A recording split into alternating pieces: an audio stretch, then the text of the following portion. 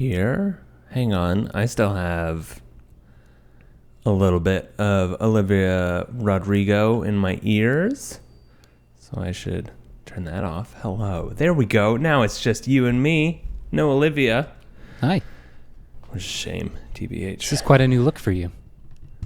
Well, let me tell you what happened. My hair, it's too long. I need to get a haircut. Okay. And from the time that I made that discovery this morning to now, there wasn't time for me to get a haircut, so I put on a hat. Hello, everyone. I'm wearing a hat. My name is Daniel, and I am wearing a hat. Yeah, never seen you in a hat. I went through a hat phase. I went to Mexico to help build homes for the poor when I was a teenager. Yeah, and, the Jesus missionary trip to Mexico to evangelize. You know the one, yes. We've all been there. Yeah. So, but there was one cool guy named Tag. He was so cool. He was a couple years older than me, and he had a hat with a fish hook on the end that was made for the bill of a hat to just sit there. I don't know how to describe it, but I thought he was so cool. I think you've described it well enough. Yeah. It sounds very cool. I just don't know the point of it. It looked awesome. And I had a hat, befriended him, and tried my best to make him think I was cool too. And yeah, by the end of the trip, he gave me his hook when we were all saying bye. I was like, yes, this is awesome. And I've had it ever since. It's still on that hat. I just don't know where the hat is, but it's around. It's around. It's somewhere. It's the last hat I seriously wore, I think. And it had a fish hook in it from 2001. Was this 2000? Oh, it probably would have been. This is decades ago. 2000, late 90s. Yeah. Well, good times.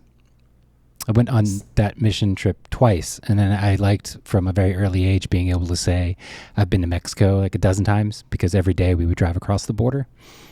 And so you it was guys didn't even stay? Yeah, I guess there was a camp or something on the Texas side, and then you drive I got in huge trouble as a youth for breaking out of the gym in the middle of Ensenada, Mexico, where we were staying, and walking a mile down the road to get ice cream and off the resort, tacos. Or was it a resort or something you were staying? No, we were just staying at in a church's gym helping build stuff for that church and that congregation. And so I hopped the walls and just meandered the streets at 2 a.m. getting street food. It was great, and then I got in trouble. Yeah, it seems like they would not be happy about that.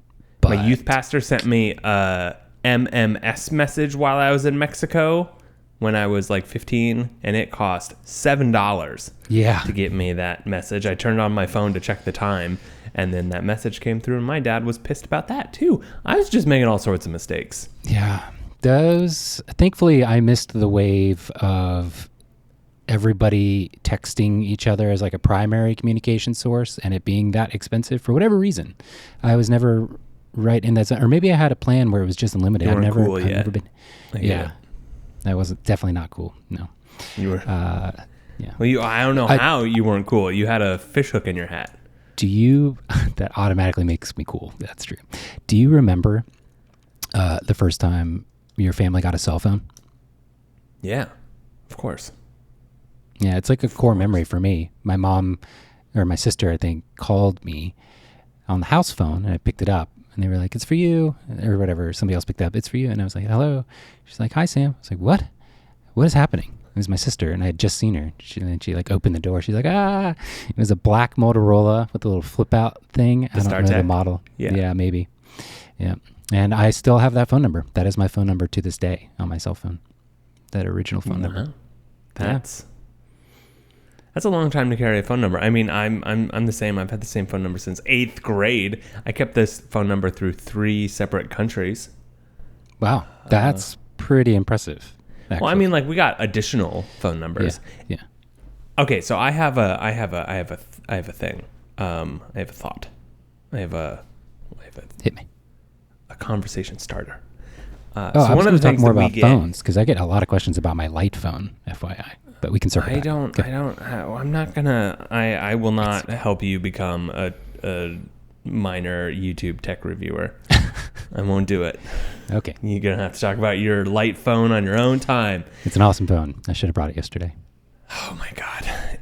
So so one of the things that we get asked a lot when people join Glass is they come with this assumption after using it for a couple of weeks that this doesn't happen all the time, but occasionally someone will think that Glass is anti-criticism. That there's no only, you can only be positive on Glass, only nice things to say. There's no downvote, or because it's all appreciation and... Yeah, why? So I've talked with enough people who have thought this, that I understand the rationale, right? So you're coming from Instagram where no one's seeing your photos, or you're coming from Twitter where people are, historically combative. Has the photo community on Twitter ever been that meaningful? I know there are some photographers with big followings, but okay, I kind of missed the boat on that. I never really posted there seriously, so I just there were clearly it's died off since a transphobic asshole billionaire bought it, but it has been a nice spot to post photos on the internet and talk about things. Okay, and so they're coming over from these other networks where critical feedback and or a bad, for lack of a better phrase, a bad attitude is rewarded by the algorithm, and you hop into a nicer spot where people are, a rising tide raises all ships. Everyone's trying to get better together. We're all improving and working. It feels like anti-criticism, right? It feels like an it just feels different, right? It feels weird. There, in the same way that it can feel weird to not have endless notifications and dopamine hits that you're used to from other everyone experienced networks. that yesterday with the this week Threads dopamine launched by Threads. Yeah. Instagram, and they put 900 different ways to send you a notification turned on automatically, and so everyone gets notifications. You get that manufactured fake little hit of, ooh, that feels nice, right? And then you just kind of stick around and you keep thinking, oh, that feels nice. And it's okay, but is it? Because they're just clicking you're literally just getting a zap from a server that says, hey, someone did something on this app. You should know about it. Not, hey, someone really loves your photo, or, hey, here's a thoughtful comment. It's just, empty calories. So do you think some of it has to do with the fact that you pay money also to be on Glass, and it's not free for everyone, and so people are literally more invested in it as a platform, and so they probably have a little bit more of we want it to be good and positive because who wants to pay money to get criticized, Do you think that by default sets it up for more of that's definitely one of the contributing factors, right? There I think there are a lot of different little things that contribute to this thing, this assumption that happens, which is not true, right? To be clear, we love a good criticism, we love a good feedback and helpful helpful push in the right direction on improving people's photos. Did you get somebody reaching out about the criticism as an issue, or have you just observed people? Oh no, someone at least once a month, I will get tagged into a conversation where someone will have stated, we don't do criticism on Glass. There's no criticism here. Oh. And they will phrase it in a way that's and that's a negative, and I wish there was. And then a couple of people will comment and be well, let's commit to being critical together, right? Let's commit to improving each other together. And it's I love this. It's interesting to see communities kind of become their own entity, by the way. This is just one example of many, but yeah. And so, I always say, no, we're not anti-criticism. We're just pro-kindness, right? And there's a big difference there. And pro-kindness often leads to a different type of criticism or a different type of feedback that I personally think is a more meaningful thing that will make it heard more, right? Totally. The closer you are with someone, the longer you've been interacting with someone, the longer you've been building a relationship, them suggesting, hey, your frame lines are a little off, or ooh, right, you need to straighten that, or, your edges are always a little too busy. crop in a little tighter. It just reminded me, actually, that's I've been meaning to do. It's been a while. I've probably done maybe a dozen of these over the years. I don't know if you've watched any of my group critique videos where... Oh my God. I would love to do a glass version of these. How can I do this with you? How can we sit on your iPad together, drawing on your iPad? That's a good question. I've been trying to figure out a format for it that would be a little more inclusive instead of just patrons only or something like that. But yeah, we can definitely brainstorm something. It's extremely valuable for people to watch. It seems it's hard for me to say that because I'm the one making it, so it's like the value is what it is in my head, but most people seem to enjoy watching not just their own photo, but especially everybody else's photos be critiqued, because you start to see patterns in what I'm looking for and be able to predict what I might adjust and so on. And seeing the actual markup in an iPad is pretty key to doing that, by the way. There's a reoccurring feature, or I don't know what you call it. It's not a product. It's like it's a show, a reoccurring one-off YouTube thing that Sam will do with his patrons, where patrons submit a photo for Sam to critique, and then he, along with the other, so he'll go live on YouTube with 80 photos from 60, 70 people, and just like lightly critique the photos, talking about how he would have either moved compositions or what you could have done in post with a crop. And like 9 times out of 10, the feedback is always just crop a little closer. We're a little too far away. It's amazing to me how often it is the crop. And I actually just did a mentoring session, like a 2-hour thing with somebody who we went through a full gallery that he shot, and he shoots with the 35, 85. I think that was the combo. But what was incredible to me was to see, and this was hopefully very helpful for him, and as far as like the edification, seeing the unedited pictures and then compare it to his edits and see how obvious it was to me that he could get the light right. He could get the right moment and perspective for a pose or someone's face or whatever. But every single photo was insanely had to be cropped like 60%. So it's just very interesting that he knew what a good photo was comprised of, but had to edit his way into the final result. So it's hard to explain, but essentially, I really can't remember the lens stuff that he used, but he really just needed a different collection of equipment that he was using. He was shooting way too far away, for one. That's another great thing to keep in mind. If you're ever feeling a little apprehensive about being too close to somebody, unless it's clearly a sensitive emotional moment, you probably need to take one giant step closer than you think, for sure. That is one of my 3 go-to photography tips. I only have 3, and that's number 1 is step closer. Yep. But what was amazing was the final edits were great. These were awesome photos. And it's like, why is that occurring when you can be sitting at your computer and know what needs to happen for the shot to be edited and ready for delivery? But in the moment, it's not happening.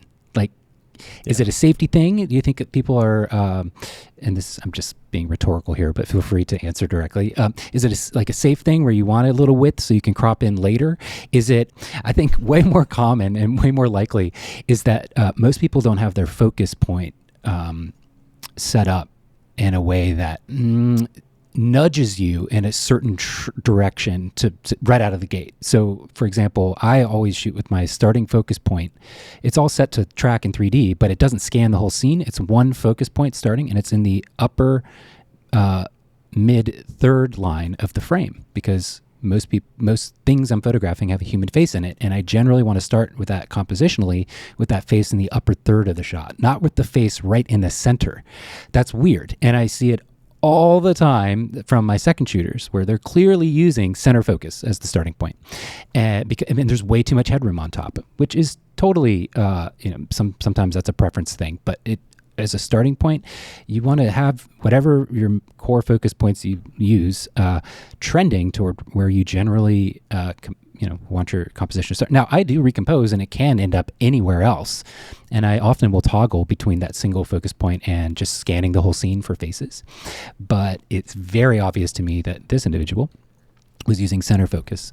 That is something that I think is also a carryover from the DSLR days, where center was the sharpest spot. So your autofocus actually catching what you're intending it to, that hit rate would be much higher using the center point. That's not really the case anymore because autofocus is so good. And now we're out of the kind of tight cluster in the center-ish cluster of focus points of a DSLR, where mirrorless generally will focus edge to edge. So you can really push the boundaries there. And I think a lot of people just sort of, when they switch to mirrorless, ported over their settings as close as they could from their DSLR days, and haven't yet like really felt out what the whole new system of having edge-to-edge focus points can enable. So yeah, it's just a lot. My of go-to photography tip number 2. Yes, it's called the rule of thirds for a reason, y'all. Use it. Easy breezy. Like, come on.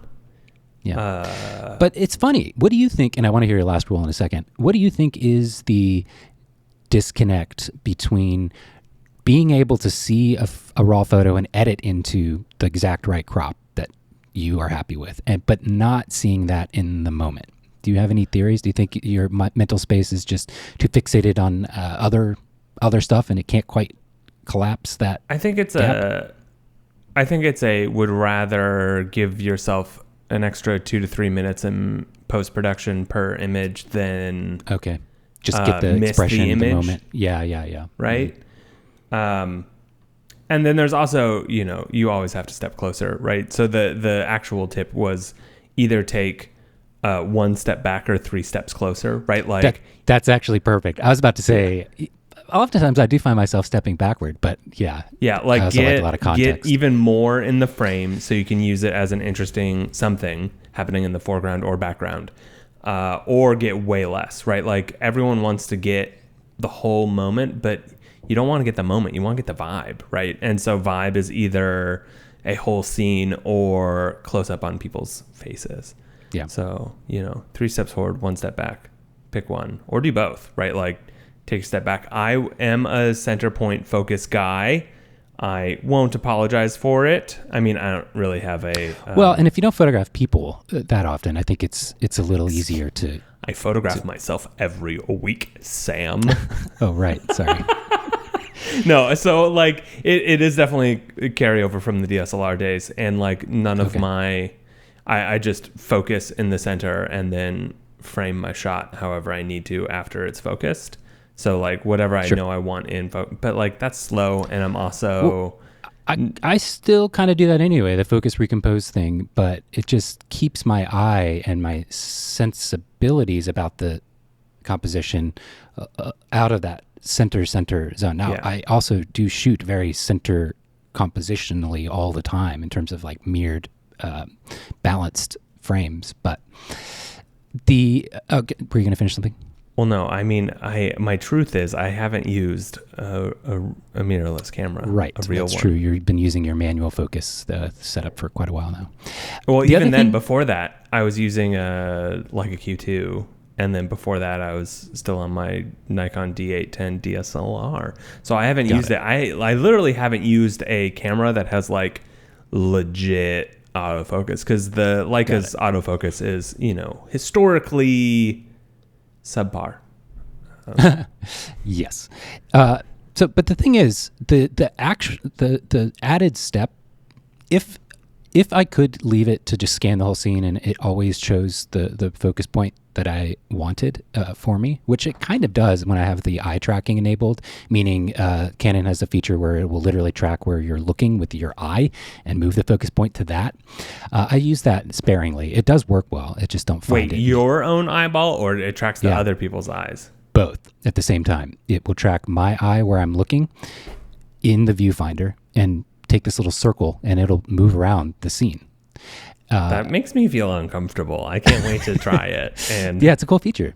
It's actually Canon also had it in an old film camera from like way back in the day, and it worked really well. I don't know how they did it, but that I didn't find it making a hugely meaningful improvement to anything compositionally or reaction time. So I use it on and off just to change things up. But point is, the manual step of still needing to acquire focus, generally, like I said, upper third, middle of the frame to start, and then the manual step of having to recompose into a shot, I find very, very beneficial. Some photographers shoot like kind of establishing composition first and then acquire focus within it. And that's never worked for me. I don't know why.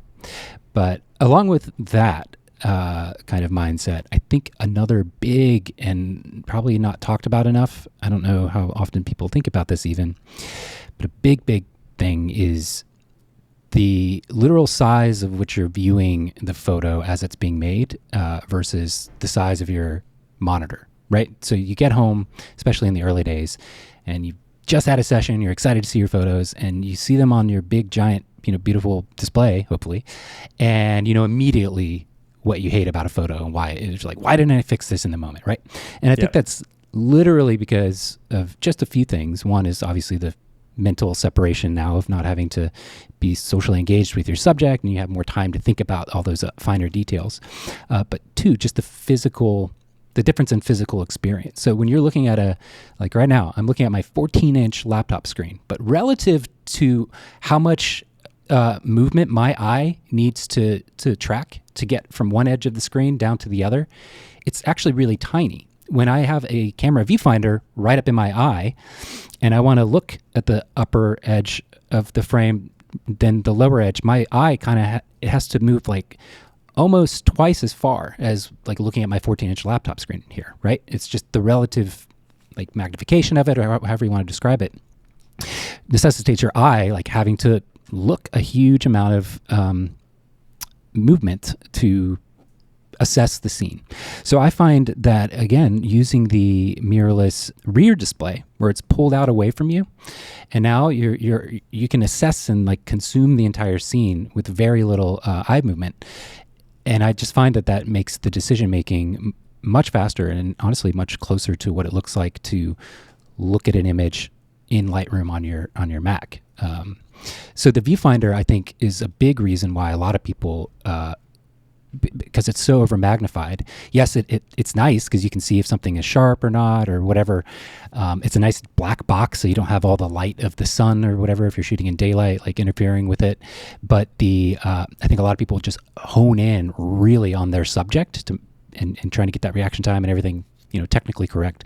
And the outer edges of the frame get far less consideration. And so you end up with a lot of dead space that you really don't need and would probably be a lot more aware of if you had a smaller screen. I actually wish there was a way to make the viewfinder view have an even smaller, like half-size option than what its default is. Does that all make sense? Easy. Just move your face a little further away. Half away, and then it's kind of smaller. Works. You're set. Yeah, kind of. But then I might as well not just use kind the of. back That's of the literally screen. just math, Sam. No, I think honestly though, with the Canon, I'm pretty sure the further your eye is away, the more magnified it looks or something. I have to double check. Your newfangled cameras are doing some crazy things. I feel like such an old, like, woo, back in my day with our DSLRs. It's funny. I think from a marketing perspective, Canon did do a poor job with the eye tracking autofocus feature because, and maybe they even gave it a different name, but I don't think so because I don't remember it. And so clearly it wasn't catchy enough. But I think a lot of photographers just assumed when they were talking about that it was just eye tracking the way all the other cameras do it, of the subject with your AF point, not being able to move your autofocus point with your eyeball where you look instead of the joystick or what have you. It's crazy. It's just, like, I know that we're all about to experience that with our face computers and that it's going to become a normal thing. Yeah. But it freaks me out, man. I don't like it. Yeah, I don't love the idea of, some like an invisible camera tracking your eye is weird. Very. Well, and you do a little setup thing at the beginning where it like has you look at 4 different spots and but that's it. That's all it needs. And then you can do a second series if you have glasses or something like that. Yeah. It's pretty well thought through. Canon has some seriously cool innovations. I still, though, am so sad that both Canon and Nikon didn't take the opportunity when they launched their whole mirrorless lineup to overhaul the core user interface and operating system for their cameras. Oh, I thought you were going to say industrial design, and I was going to agree. Cameras are boring. I mean, Kinda. like, I get it. I agree. That cameras are, I don't know. I kind of like my R3. The way it looks is, it's just chunky. nice. It's a chunky boy. It's chunky. It's a cube of pixels. Chunky. Yes. Ugh. What was your last rule? You said you had 3. Oh, yeah. I mean, we weren't. I figured it was probably going to come up because it's not that inventive of a rule. Put something in the way. So, yes. The easiest is like holding up your phone and doing the reflection trick. But, like shoot through a window, shoot through a portal, shoot through a door, shoot through a tree, grass, whatever, right? Like just literally anything to make part of the frame fuzzy because of depth. Gives it some layer and depth. Yeah. It's also, if you have nothing physical to shoot through, like actual leaf or some tool, whatever you find, just putting your camera on the ground, I find that really helps me. I don't do it as much anymore, but in the early days, I would literally put my camera on the ground and like not have it in my hands for a second as I was talking through where I wanted them to be, because it would just slow my mind down. And I think also ease my clients for them to see that my camera is not like at the ready to, unload a burst of photos at any moment, to just put my camera down. I'm not an idiot about where. I'm not trying to have it stolen. Put it in the street and... But and then have it down. It slows my mind down, kind of getting them into a position. And I can think through the scene a little bit more deliberately, and then just take a quick peek at what it looks like on the screen down there. Because, the ground, even the ugliest parking lot with gravel and dust or dirt or whatever can look just like now a beautiful bokeh effect of nothing that just kind of leads your eye to the subject. And that's just like a really great strategy.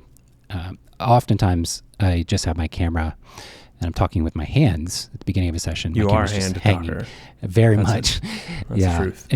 And it's very, very helpful in terms of directions and putting people at ease, I think. But my camera is usually just slung off to my side. Like there's no crazy until I'm committed to the shot and I actually start making photos. I try not to fixate on having my camera in my hand all the time, which means I lose some stuff, right? There's always a trade-off with everything you're doing, and that's a big one where sometimes I'm setting them up and they might giggle or whatever, and I'm like, all right, I'll get that the next round, and that's okay. That's what happens. I've never missed a photo in my life, so I can't relate, but I've recently decided and started to treat the photos I'm taking a little bit more film-like. A big thing that I have talking with some film photographers over the last few weeks is I've been debating shooting a roll of film or 2 or 9. Cool.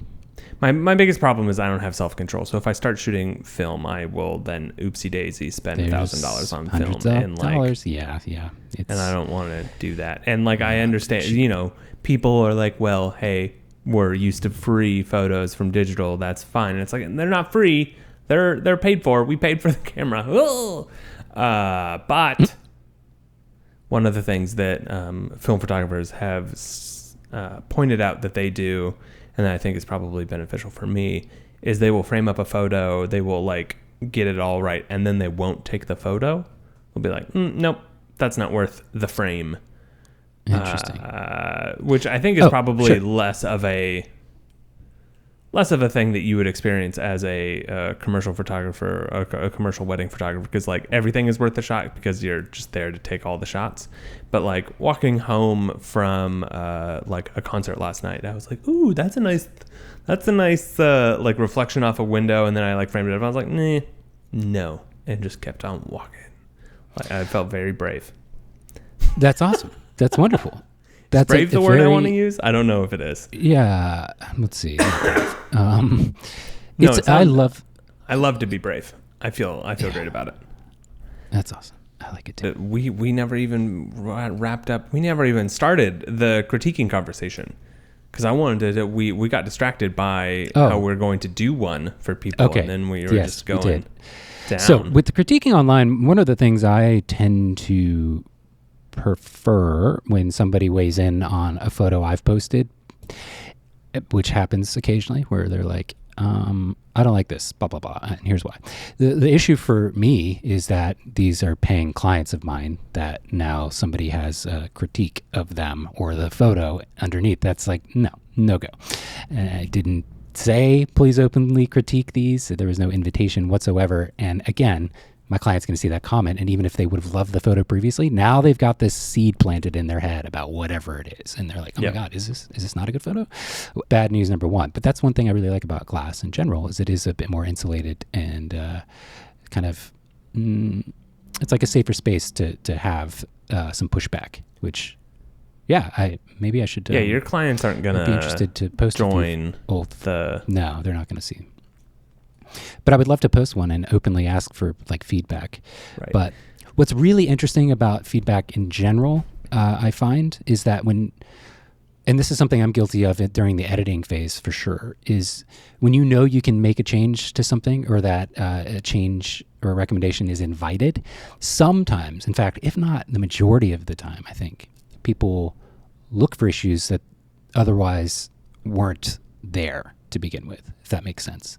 It's like when recording a song with many bands that I've worked with over the years, knowing that we have the ability to change infinitely, essentially, like the tone of the guitar or something like that. Just having that knowledge and then opening up the amp simulator and starting to go through everything, it becomes an endless situation of tweaking and like, does it feel right? I don't know. Like the other one was kind of better. And one day you like one, the next day you like the other.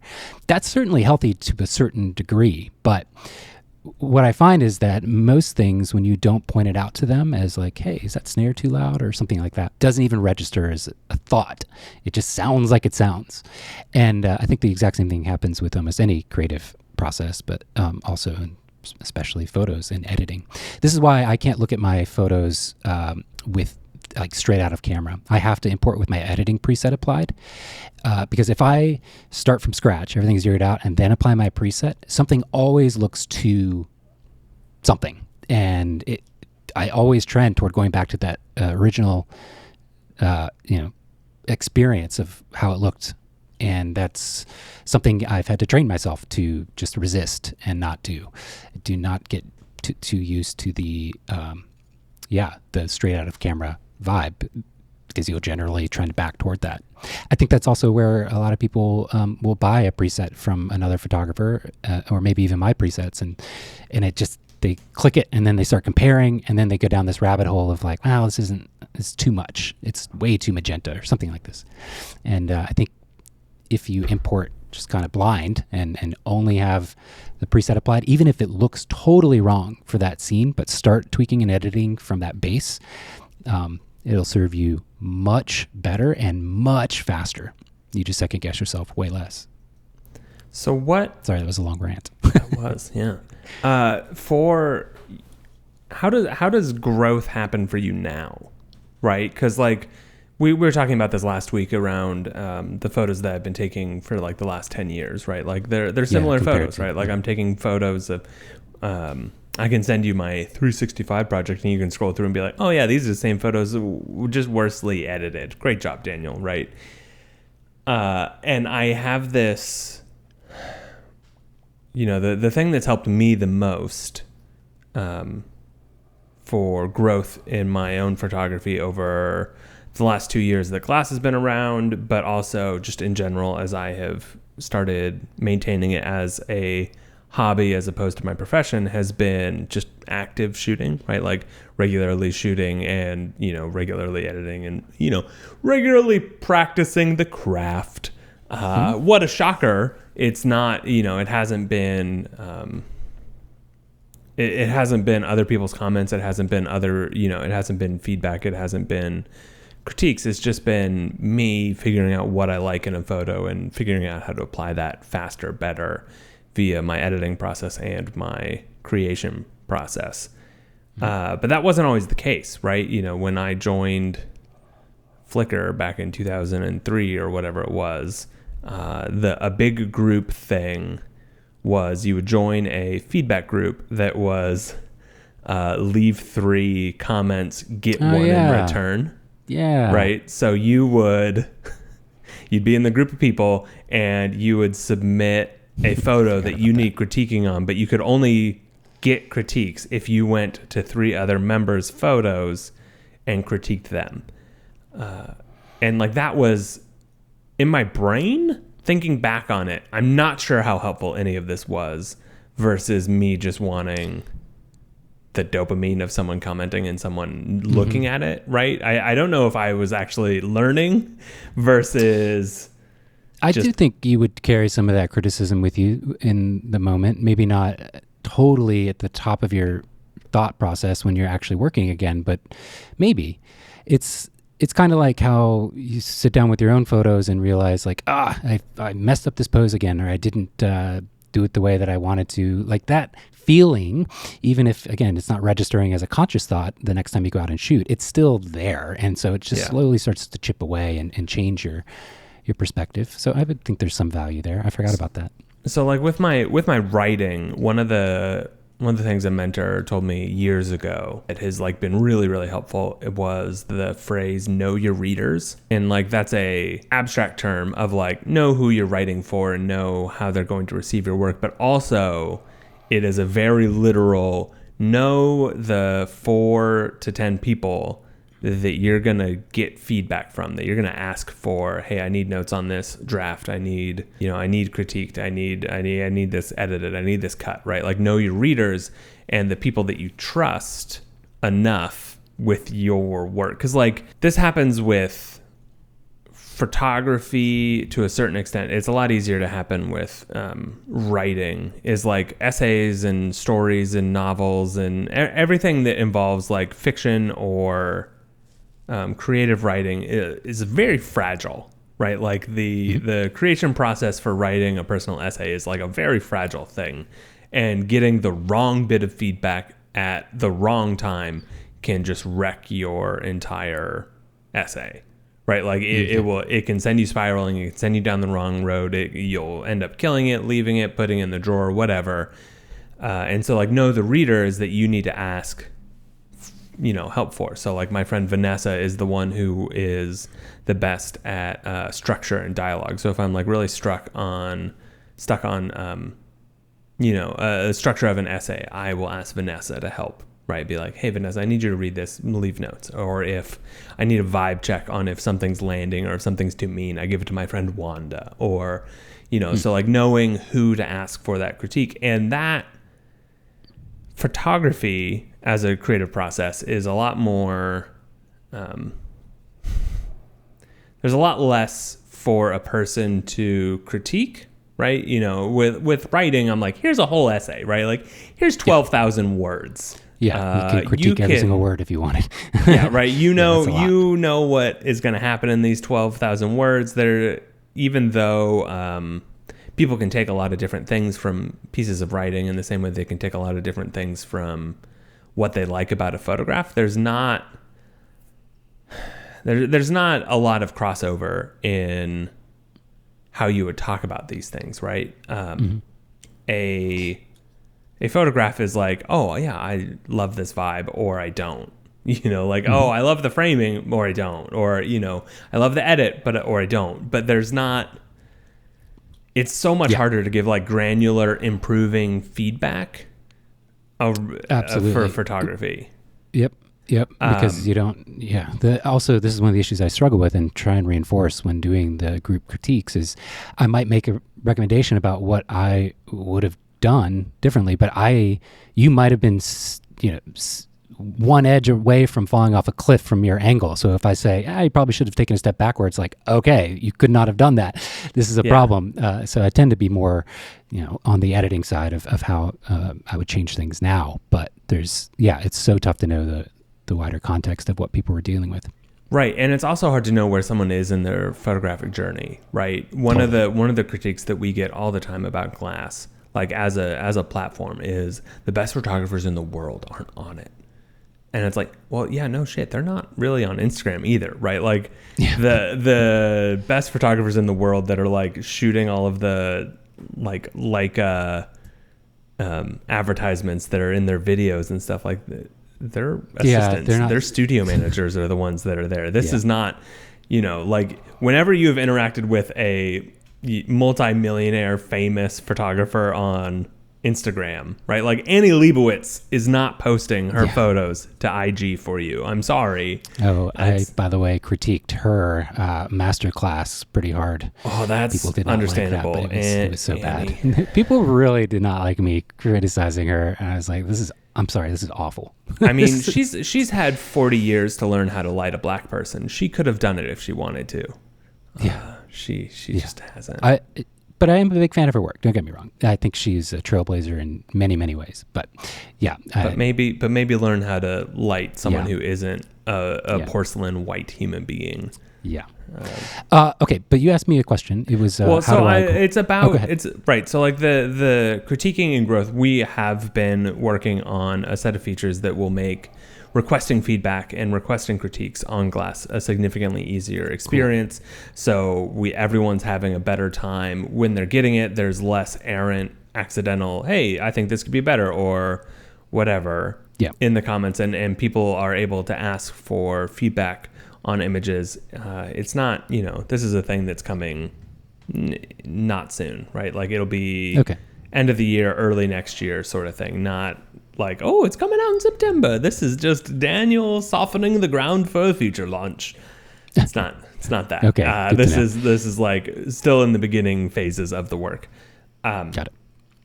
And so, like I'm just like onboarding more ideas around critiquing and how it works. Like, when have you noticed growth in your photography, and has it always been? Because I've been trying to think about my growth as a photographer and figuring out what I like, and I am struggling to find instances where it was an external person, right? An external force driving me to be better, as opposed to external forces supporting me as I figured out my own route. Okay. Yes. Right. So a few spots I would say that I personally can literally feel the growth is something I call the 4 eyes test, which is very similar to what you described in your writing. And that's getting a person to, say you assemble a blog post or a slideshow or portfolio, whatever it is. Maybe it's just one photo you want feedback on, what have you. But especially if you're, like doing a series of photos, have somebody else physically in the room with you as you ask for their feedback. Because at least for me, I immediately would start, if not from like the very first photo, it was very, very quick where I could start to anticipate like, oh yeah, why did I put that photo in there? This is too similar to the one before it. Like that's, cut. Because they would start like having that pressure of a literal other set of eyes on your work right next to you as you're going through it is pretty priceless, especially if it's from somebody you look up to or you really trust, because you're going to be a lot more critical of yourself and surface the flaws or where you can now realize, hopefully, that you've made a poor decision in the way something looks. It just gives you a fresh perspective, both internally and from hopefully their advice and the things that they're pointing out about how things look. So that's one that I mean, countless blog posts in the early days. I'd be traveling with friends and other photographers and like, hey, you want to check this out? And like, yeah, I could like cut it down to half the number of photos with that 4 eyes test. And then the other one for me now, more commonly, the most of the growth comes from self-imposed constraints. So giving myself a little challenge that makes no sense, or is just weird, or for whatever reason, I make it exist just to have a different set of pressure against me so that I do grow. Go to an engagement session with just one battery at 50% or something like that. Leave the other battery if you have one in the trunk. You need to balance you need to stay professional here, but having that outside pressure of, oof, I can only take 1,000 shots and I'm used to taking 2,000 or whatever, is very beneficial, and it's scary as shit. And it's very similar to what it feels like in your first few years of shooting, where everything is scary. And, if you have fully charged batteries and everything's firing on all cylinders from a technical level, it's still scary because you are, working with people and probably not super confident yet in your approach with that. Once you reach the other side, you do have to start creating self-imposed restrictions, which is an awkward thing to even talk about publicly, because you wouldn't want your clients to think like you're being reckless or you're not setting yourself up to be super successful. But what's funny is, like, a constraint will set you up to, or enable generally a more creative approach and better overall output. So, but it's a tough thing to say, whatever the constraint is, because people just don't think in that way a lot of times. I think that's what I meant earlier when I was talking about like the external forces, or like having that communication and feedback and critiques when I was early in my career at the time felt really important, right? Mm-hmm. For my growth as a photographer. But now looking back on it, I think I just needed multiple people to tell me to keep taking photos, right? Mm-hmm. And like that's what a version of a critique and feedback is like, I think you should crop a little tighter, or like I think you could frame up by dropping your camera a couple of feet or raising it above your head, right? Like all the little things that you're doing, you're literally just telling people to go get more experience taking photos. It's not like the things I'm looking for in a street photo are different than other people's thing in a street photo, and that's fine, right? That's the point of photography, is like figuring out how you take your own photos. Mm-hmm. But to do that, you just have to take a hell of a lot of photos, right? Like when I was like 19, someone, I was second shooting for a wedding, and the guy could tell I was like a little nervous, and it was one of my first weddings. And so he came over and he was like, "Do you want to know the secret to photography, Daniel?" And I was like, "Yes, of course I do." You just have to take a hell of a lot of photos. Just one whole shit whack of photos, my guy. That's what appeals to me about shooting weddings. I can't think of another style of photography where it's consistently such high volume work. Yeah, it's just like endless amounts of photos. I mean, but like even that applies to everything I've done, right? The self-portraits that I take like 50 to 100 per one that I post, right? Because like I'm regularly shooting wide open 1.4 on a medium format or 1.7 on a full frame. There's not a lot of the focus plane is very shallow, and setting up a single, a box. Like if you are watching this on YouTube and you look at my left hand corner, you can see my box. That's my face. I regularly put that box in the frame so I can focus on it. And then I sit down, right? So I move the box and I sit down. Am I sitting right where the box is? Absolutely not. So that means I have to move my face forward and backwards for, 50 shots to hopefully get one where my eyeball is as close to tack sharp as the Midicon can muster. Yeah, 100 megapixels is not super forgiving about that. It is really not. It is deeply unforgiving, even, is a way I would describe it, which is part of the fun. But it's like, you take a lot of photos, you're going to get the one you want. You take a lot of photos of an engagement session, you're gonna get 10 that are like teeming with love and life and joy. Same, a wedding. If you take 5,000 photos, 10,000 photos, you're gonna come away with 400 that are pretty good, right? That they're not gonna be mad that they paid you money for. Shit, I guess that's another tip. Now I have 4 tips. This one's tips. All about the tips. I like it. And I have a client meeting, so I should go. Sorry to cut it short. No, this is really going to be exciting. We're going to experiment with what episode, what length? Oh my God, 10 minutes early. Yeah. 10 minutes. That's all okay. Right, well, Sam, appreciate you.